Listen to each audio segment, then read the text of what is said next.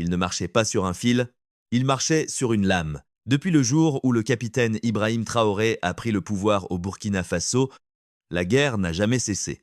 Pas seulement contre les insurgés, mais contre quelque chose de plus silencieux, plus intime, plus dangereux, les assassinats ratés, les complots murmurés derrière des portes fermées, les trahisons qui ne portent pas d'uniforme, car le vrai ennemi ne venait pas seulement du champ de bataille. Il venait de l'intérieur. Pendant des mois, Traoré a traqué une menace invisible des espions, des informateurs, des opérateurs politiques dissimulés en pleine lumière. Il ne tenait pas des armes. Il portait des costumes, et c'est là que tout a basculé. Au lieu de poursuivre des ombres, il a suivi l'argent, une équipe discrète d'enquêteurs financiers est formée, un ordre tombe fouiller les comptes des anciens ministres, des généraux, des figures du vieux système. Ce qu'il découvre n'est pas une simple corruption, c'est une architecture. Dépôts massifs, transferts inexpliqués, liens étrangers, des signaux rouges partout. Le masque tombe. Plus de 113 individus sont identifiés comme collaborateurs actifs contre la stabilité du Burkina Faso. Leurs réseaux financiers sont coupés, leurs comptes gelés, mais ce n'était qu'un premier mouvement. Traoré comprend alors une vérité froide s'il tombe. Tout tombe avec lui. L'histoire l'a déjà montré. Thomas Sankara trahit de l'intérieur. Une lame guidée par des mains étrangères. Et Traoré refuse que cette histoire recommence. Le 19 novembre 2024. Cela devient officiel. Un décret. Un choc. Une guerre déclarée contre ceux qui financent le chaos. Ce n'est plus une crise. C'est une bataille pour la souveraineté.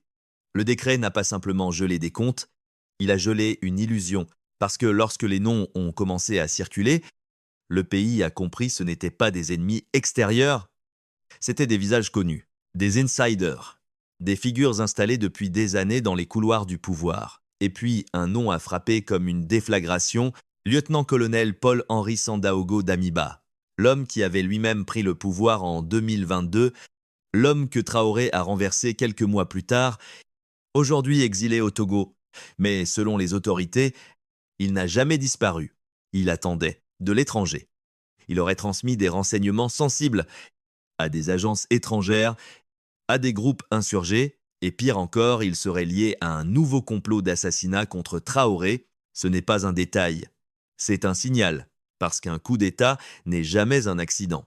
Ce n'est pas une explosion de colère, c'est une accumulation des réseaux reconstruits en silence, des alliances réveillées dans l'ombre, des intérêts étrangers qui n'acceptent pas qu'un pays décide seul. C'est là que le système apparaît. Les conspirateurs ne veulent pas seulement renverser un homme, ils veulent réinstaller une logique. Une logique où le Burkina Faso reste gouverné par la peur, où les dirigeants sont tolérés seulement s'ils sont utiles. Traoré a changé la règle du jeu, il ne chasse pas des rebelles. Il démantèle une infrastructure de subversion, les actifs sont gelés, les financements coupés. Et désormais, l'État exige l'extradition de Damiba, mais une question écrase tout le reste. Le Togo le remettra-t-il? Ou les intérêts étrangers interviendront-ils encore pour protéger cet atout? Car l'enjeu dépasse Damiba. C'est une lutte entre deux futurs. Si l'extradition réussit, un message traverse l'Afrique, l'impunité se termine. Si elle échoue, un autre message s'impose, les réseaux peuvent toujours fuir et revenir. Et pendant ce temps, les insurgés continuent, la violence continue, et chaque jour où ce système respire encore, la souveraineté se vide un peu plus. Ce n'est plus une affaire politique, c'est une guerre intérieure. Ce qui a été révélé n'était pas une simple liste de suspects, c'était une cartographie du pouvoir clandestin, parce que les 113 noms ne représentent pas des individus isolés, ils représentent une structure, anciens ministres, officiers supérieurs, personnalités médiatiques, des gens capables de façonner une nation ou de l'effondrer. Le général Guibril Bassolé, ancien ministre des Affaires étrangères, un homme au centre des cercles diplomatiques et militaires, Alpha, ex-journaliste devenu acteur politique. Accusé d'avoir utilisé l'influence médiatique comme arme de division, Ahmed Kinda, ancien commandant des forces spéciales. Soupçonné d'avoir transformé son expertise tactique en opération couverte contre l'État, ce ne sont pas des opposants, ce sont des opérateurs, et derrière eux, 2 organisations insurgées officiellement désignées, des groupes responsables de près d'une décennie de sang, plus de 26 000 morts depuis 2015, et le chiffre le plus brutal. Plus de 13 500 décès depuis l'arrivée de Traoré en septembre 2022. Ce n'est pas parce que la violence est née avec lui. C'est parce que la guerre a été intensifiée contre lui, quand un pouvoir refuse de se plier. Le chaos devient une stratégie. 2 millions de déplacés. Des communautés effacées. Des infrastructures réduites à la poussière. Et pourtant, ces groupes continuaient. Pourquoi? Parce qu'ils étaient nourris, financés, soutenus par des flux externes. Traoré a compris, tant que l'argent circule, la guerre respire, alors l'État frappe au nerf. Gel, désactif. Interdiction de voyage. Asphyxie financière. Mais ce n'est pas une fin, c'est une préparation. Car une fois les canaux démantelés, une nouvelle phase commence. Les opérations ciblées. Les forces spéciales burkinabais n'attendent plus. Elles se positionnent pour frapper ces groupes au moment où ils seront les plus faibles. Ce n'est plus défensif, c'est préemptif. Et soudain, une autre réalité surgit. Les comptes gelés contiendraient une richesse immense. De l'argent étranger en échange de loyauté. Si cet argent est redirigé, il peut armer une armée longtemps affamée. Pendant des années, les soldats manquaient de tout.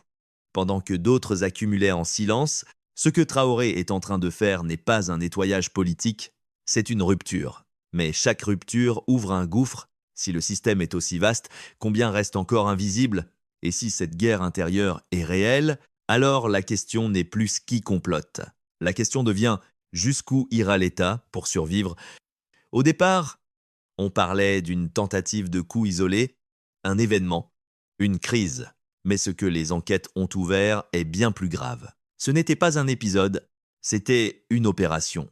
Selon le ministre de la Sécurité nationale, Mahamadou Sana, le complot était coordonné, structuré, impliquant des officiers actifs, d'anciens responsables et des collaborateurs civils. Mais surtout, ce réseau ne s'arrêtait pas aux frontières. Les renseignements indiquent quelque chose de plus explosif. Des services de renseignement étrangers. Des acteurs influents dans des cercles politiques et économiques régionaux. Les organisateurs opéreraient depuis des pays voisins, Côte d'Ivoire, Ghana, Nigeria, toujours à distance, toujours protégés. Et au centre, le nom revient comme une ombre impossible à enterrer. Paul-Henri Sandaogo Damiba, renversé en 2022, exilé, mais accusé aujourd'hui d'avoir reconstruit une alliance complète. Ministre déchu, journaliste, ex-parlementaire, une machine politique, une machine médiatique, une machine de sabotage. Mais ce qui fait basculer le complot dans une autre dimension, c'est son alliance présumée avec les groupes insurgés. Ce n'était pas seulement un retour au pouvoir, c'était un pacte avec le sang. Les militants auraient reçu intelligence. Ressources, direction stratégique. Leur mission était simple, intensifier la violence. Cibler les civils, frapper les installations clés de l'État. Les enquêteurs parlent de cibles sélectionnées, le palais présidentiel, une base de drones stratégique, l'aéroport international de Ouagadougou, une installation militaire à Mangodara. L'objectif, frapper fort, propager la peur, éroder la confiance. Mais la guerre n'était pas seulement militaire, c'était aussi une guerre de perception. Une stratégie médiatique sophistiquée devait transformer chaque attaque en preuve. Traoré est incapable de gouverner. Créer l'indignation, justifier la chute, préparer le basculement, c'est là que le système devient clair. La violence comme outil, la narration comme arme, le chaos comme levier de régime change.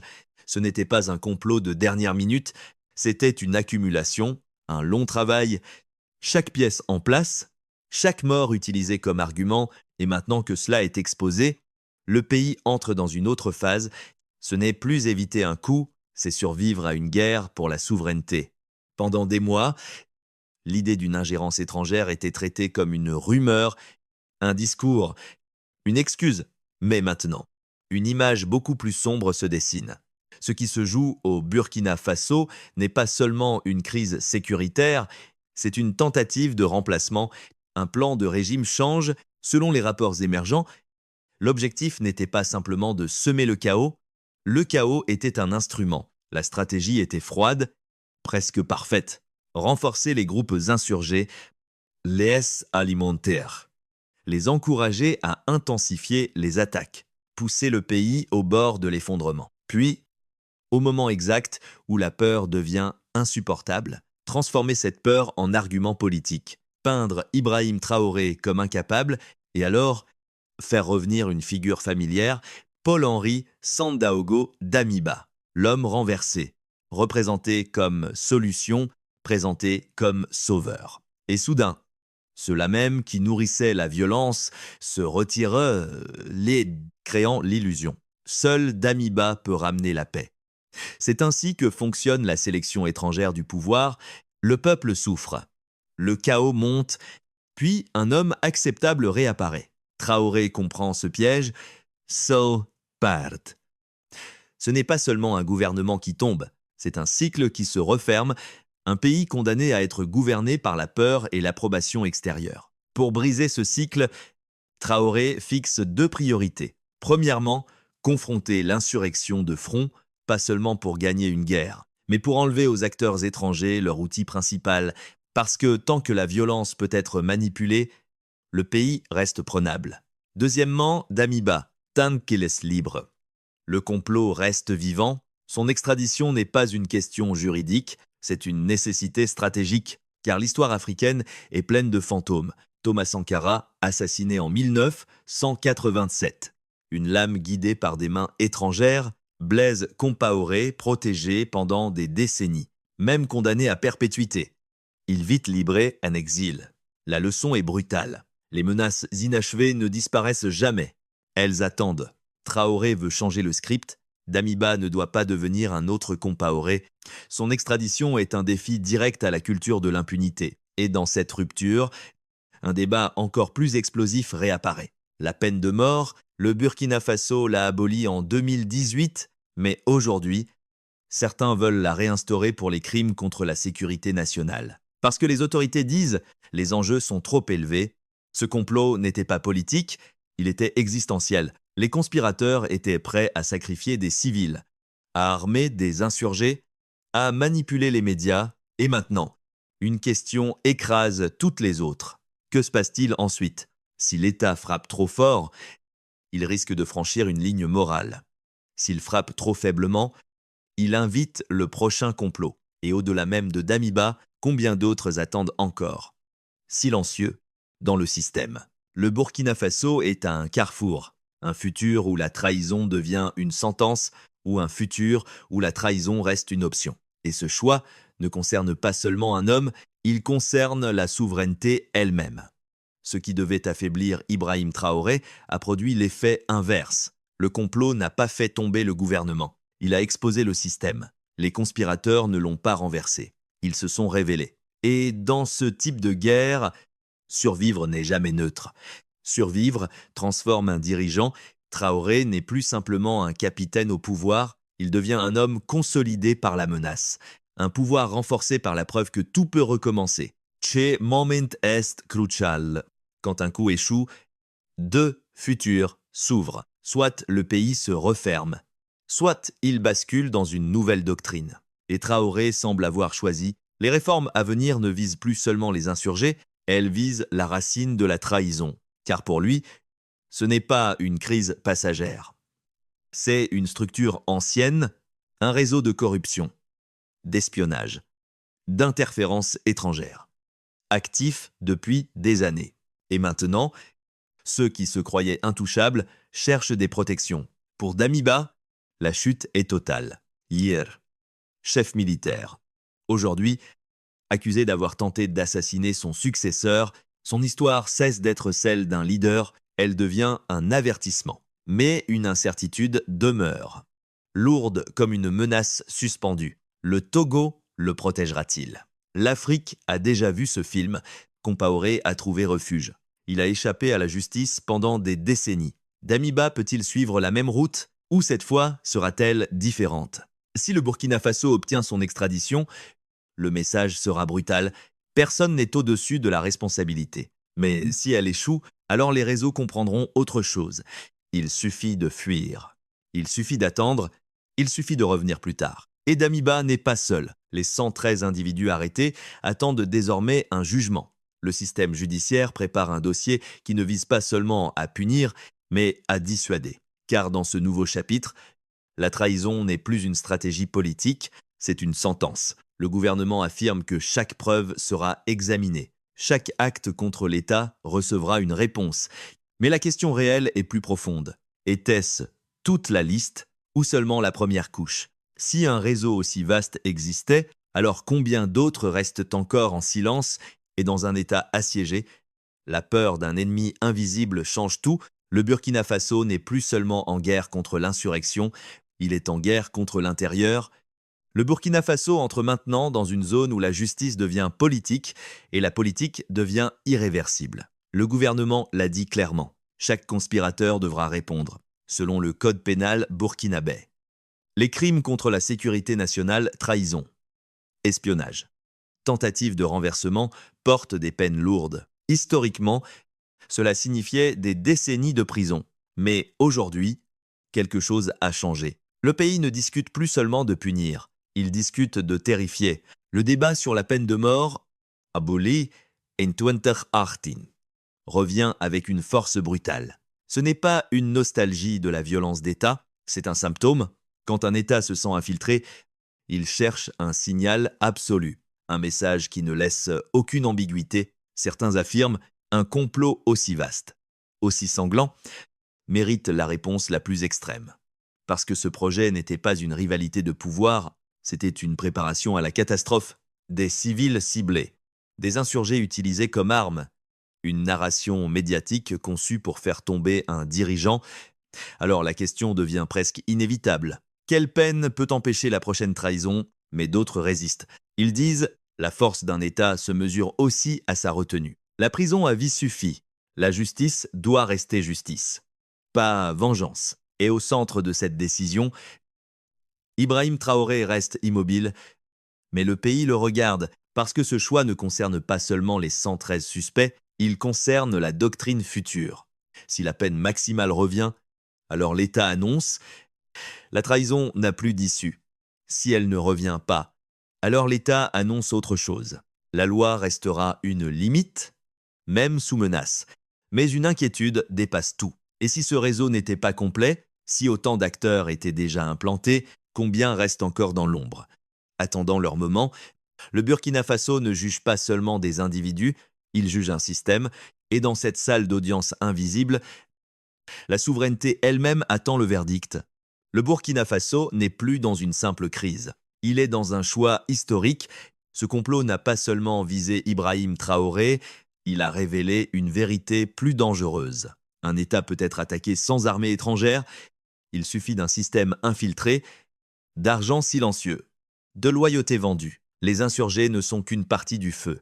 L'autre partie vit dans les bureaux, dans les réseaux, dans les protections régionales. Et maintenant, la question finale reste suspendue. Si Damiba est extradé, le pays brise un cycle vieux de décennies. Si Damiba est protégé, le pays apprend une leçon brutale. Les fantômes du pouvoir reviennent toujours. Traoré a compris ce que peu osent dire à voix haute. La souveraineté ne se perd pas d'un coup, elle se vide lentement, de l'intérieur. Mais chaque réponse a un prix. Serrer trop forte. C'est risquer de transformer l'État en forteresse. Ne pas serrer assez. C'est laisser le prochain complot respirer. Le Burkina Faso est à un carrefour. Justice ou dissuasion. Limite morale ou survie stratégique. Silence ou rupture. Et au fond, ce n'est pas une histoire d'un homme, c'est une question pour tous les pays fragiles. Quand la trahison devient un outil géopolitique, qu'est-ce qu'un État est prêt à faire pour ne pas disparaître? Si vous écoutez encore, alors vous comprenez, ce récit n'est pas terminé, il continue dans les choix, dans les conséquences, dans ce que le monde décidera d'accepter ou de laisser faire. Qu'en pensez-vous? Est-ce la seule voie possible ou le début d'un autre danger?